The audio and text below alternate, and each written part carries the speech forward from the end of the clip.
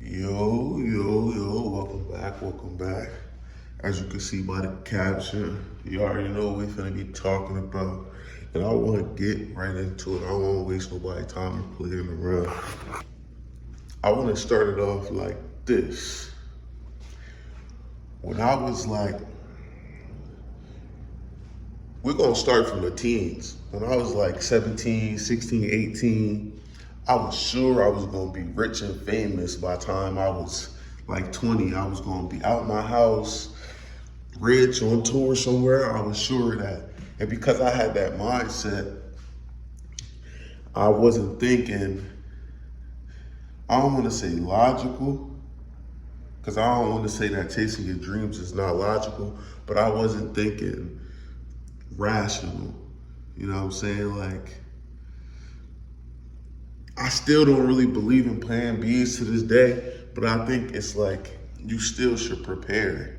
You know what I mean? You don't gotta doubt whatever it is you believe in, because that's how like parents make it seem like you need to have a plan B. Like they don't believe in what you think gonna work and all that. Yeah, that's cool, but at the same time, I look at it like this.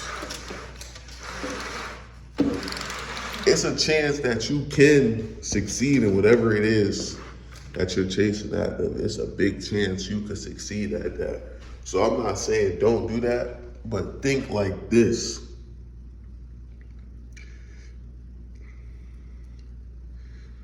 Time don't stop for nobody. Things don't stop for nobody. It's just gonna keep on going. It's just gonna keep on going. Like whatever, the next day.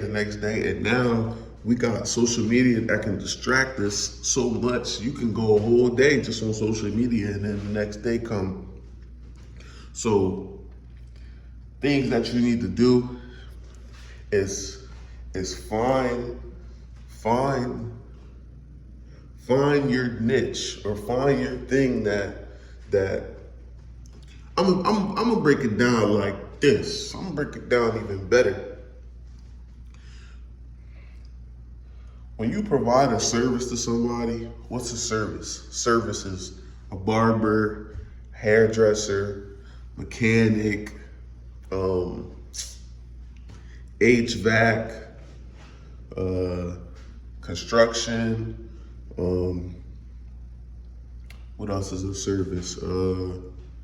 Someone who helps somebody file their taxes, a notary. All these service-based, I hope y'all following with me. Follow me, really pay attention. Anything that is service-based, no matter the times, no matter the world, no matter what's going on in the world, you could always change your price based off of what's the word I'm looking, based off the economy. So if yesterday milk was, or let's do eggs. If yesterday eggs was $3 and you wake up the next day and eggs is $7, or you go to sleep and gas is $2 a gallon and you wake up the next day and gas is $3.50 a gallon. Anybody who work a regular job or just doing some regular stuff, it's not going to be easy for them to adjust to that. They're going to have to adjust in a way like they're going to have to spend less. Hopefully they have some saved so they can adjust to that. But someone who is service-based, and in this example, I learned this example during COVID. Someone who's service-based, when things change, they can just change their price. The best thing that happened for barbers, I think, is, I'm against it, but I know if I was a barber, I would be for it. The best thing that happened for barbers during the pandemic, during COVID, they were able to reestablish what it is to be a barber and how they operate. You know, we come up, well, at least I do. I come up in a time where you walk in the barbershop, you wait to get your hair cut, you leave, you pay. The haircut is between mostly $15, you pay $5 tip, $20 haircut. Right now, I'm in North Carolina now, so this example is based off New Jersey, when I lived in New Jersey. After the pandemic, you couldn't even walk in the barbershop and get a haircut. You had to schedule an appointment only. And the haircuts is $40. $50 if you add a tip. So I'm like, before pandemic, things was cheaper. After the pandemic, things went up. But anyone who had a service base, they could just readjust. So when times got hard, they didn't have to struggle or think, what am I gonna do, or none of that. They literally could just change their price. And it's either you want the service or you don't. And they're appointment based now. So with the appointments, it's like they can design their schedule. They can know how much they're going to make. I mean, granted, there's always a chance for someone to cancel, something like that. But for the most part, they can design their schedule and know how much they're going to make throughout the week, plan their week accordingly, and make sure everything is organized. This is the value of providing a service. And I only say that to say, when you're thinking about something, I want you to chase your dreams. I want you to follow out there whatever it is that you believe in yourself for and what you want to do. And if you don't have a dream and you don't know what you want to do, maybe this can help you. Jobs are cool. I think that jobs should be used as a tool. If you got a goal or you're trying to reach something, or you need a certain amount of money to get something done, yeah, you can get a job and save and work towards that goal. But if we're talking about long-term, something that's going to sustain you no matter what's going on, it's always going to be a service. And when I was in high school, I kind of wish I went to what's those schools called? I wish I went to a trade school. So I could have came out with a trade, because people who have trades, by the time they're 21, 25, they already making $100,000 a year if they successful at their trade, or at least $80,000 a year if they successful off their trade. So I say that to say that's a realm that you want to think about. And every service, you don't got to be certified. Every service, you don't have to. Selling food is a service, technically. Catering is a service. Baking cakes is a service. There's so many different things. You don't got to be certified. There's certain services you can get that are literally, you can make the service. There could be a service that doesn't exist, but you provide that service. And the thing about when you provide a service that's needed, you get the rickety-doo, name your price tool. You get to name the price.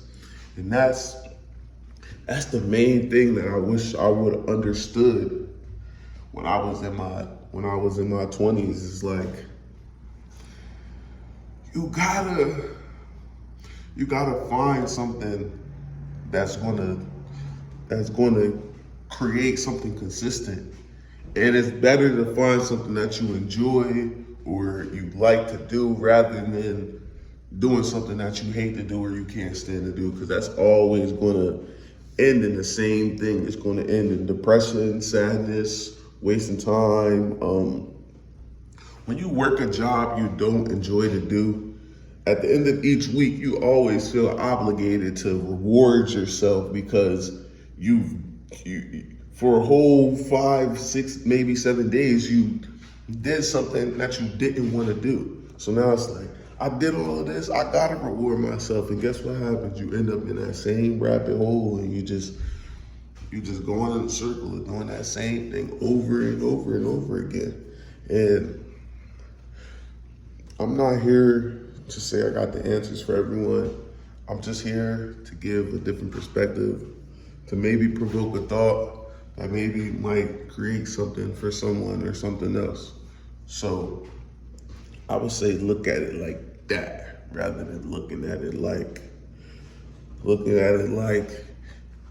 our plan B, or you putting your dreams on the back burner. Like, no, don't put your dreams on the back burner. Use that service to fund your dreams. And then the best part about a service is, like I said before, you get to create your schedule.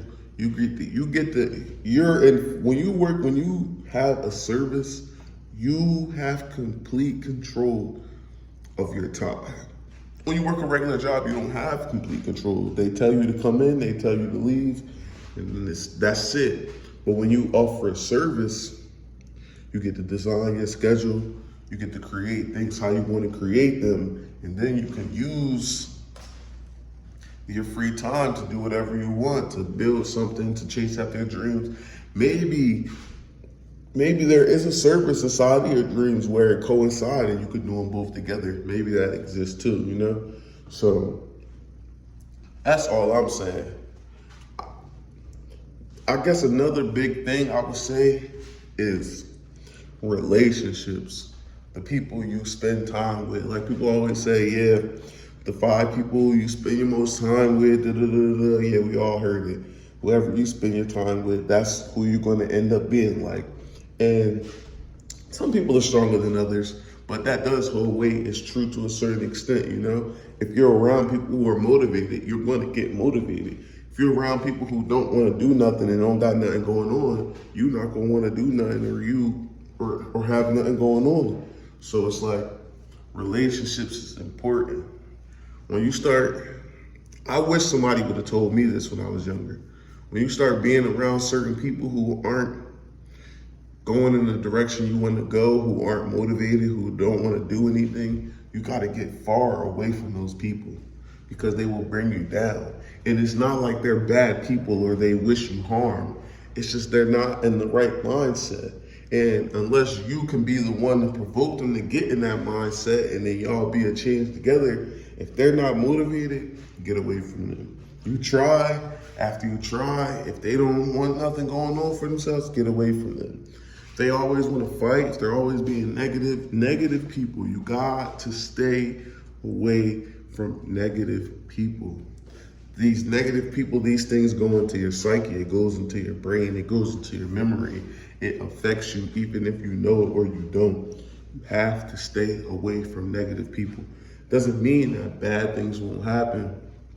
Doesn't mean that you can't express yourself when you're feeling some type of way. It doesn't mean that anyone who comes to you with their problems is negative or a bad person. You gotta be aware to know the difference. There's a difference when somebody telling you about their bad day compared to somebody always telling you about whatever is going on bad in the world, in the family, in the friend group, in the neighborhood, that's the difference.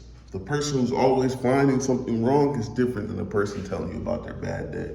So you gotta know the difference with that. Saving is important as well. That's not something that I have mastered. And the only resolution that I have for that, this is what I tell myself.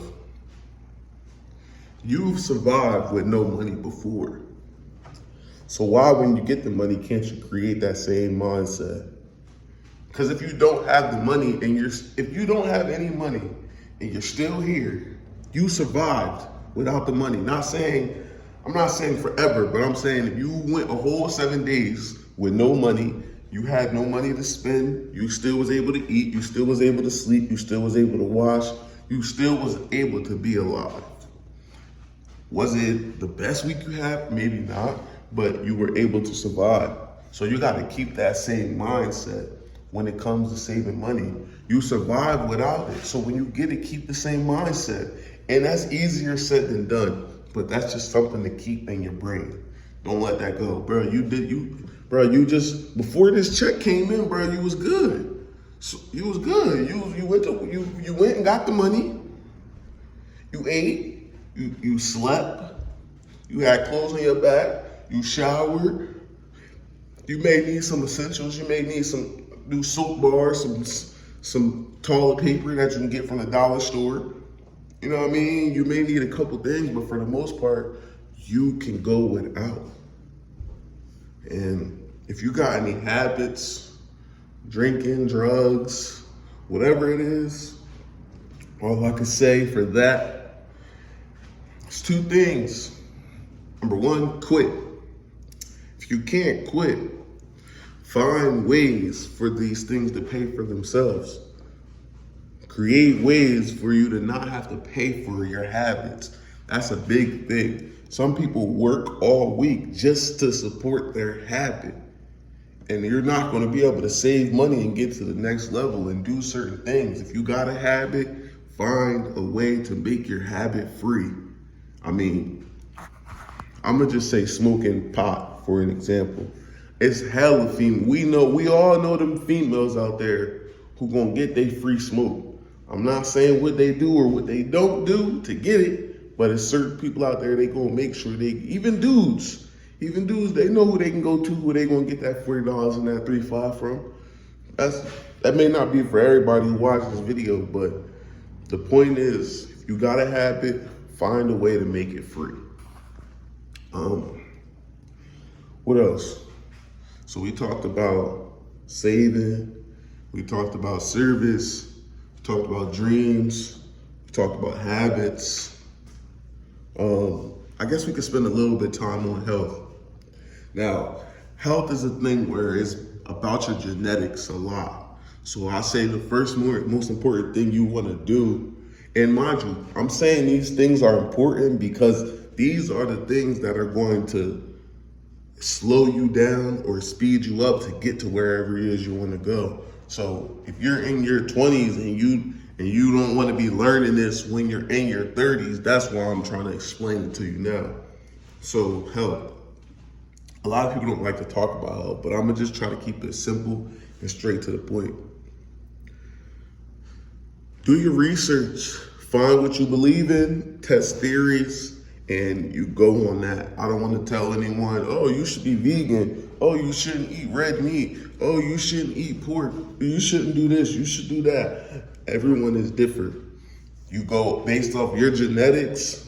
You find the people in your family who are most healthy, see what they eat, see what works for you, see how certain things react to your body when you put it in your body. I'm not saying go be some super gym rat, but definitely take out of 7 days, you need to do at least 3 to 5 days out of the week working out. If that's just strength training, weight training, if that's just going outside and going for a mile walk, I wouldn't even say a mile is enough. I would say at least, if you're gonna walk, you gotta at least walk like 5 miles. Now, if you're really overweight and you're big and you're out of shape, and you gotta build up to that. But if you're just average size, start with a good amount, like 3 miles, 3 to 5 miles, because you're walking. You know what I mean? You're not even running. Some type of strength training, if it's push-ups, pull-ups, I tell you what, I got my physique mostly from calisthenics. Walking, running, pull-ups, push-ups, dips. That's basically all I do. Well, that's all I did. Last thing with health is make sure you're getting your nutrients. I'm not someone who goes to the doctors a lot, but if you believe in that, go to the doctors. If you don't, make sure you get your blood work done so that you're able to know what your body's missing and what your body needs. You want to make sure that you're getting all the nutrients so that your brain is operating properly. Because if your brain isn't operating properly, then you won't be able to, you're gonna constantly be in a loop and be distracted. And it's gonna be so hard to get out of whatever situation you're currently in because your brain fog. So once you get a clear brain, your thoughts can think clearly, you can think about stuff, it's gonna help you stay focused. So get your nutrients, get your vitamins, be healthy. The last thing I'm gonna say, we're gonna end this off with study.